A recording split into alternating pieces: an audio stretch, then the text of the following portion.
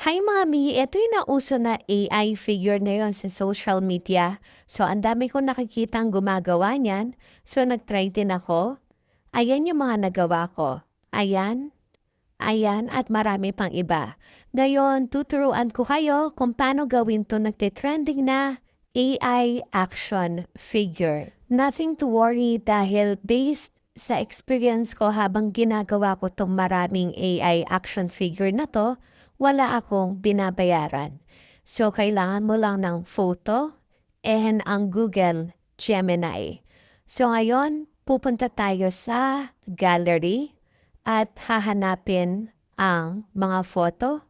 And syempre, pupunta tayo sa Google at itatype natin ang Gemini.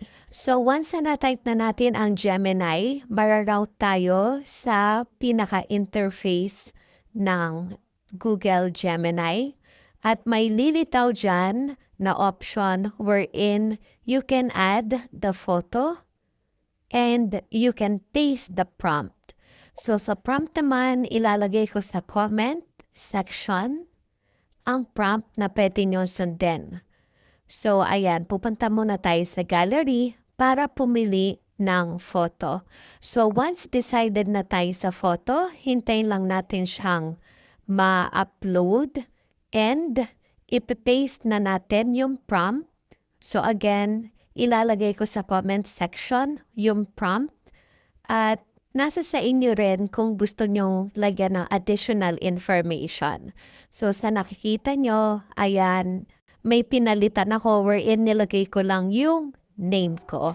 So once satisfied ka na sa prompt na yan, i-click mo lang yung send and i-wait mo lang ma-generate yung image.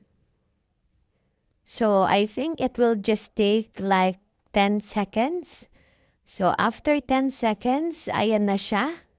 Generated na yung AI figure. So pwede mo na siyang i-download.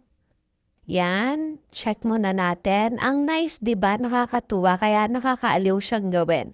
So i-download natin para ma-save sa gallery. Yon yung arrow na yon sa taas, upper right. And yan, downloaded na siya. Nasa gallery mo na. Hope you like this video. Bye-bye. Thank you for watching.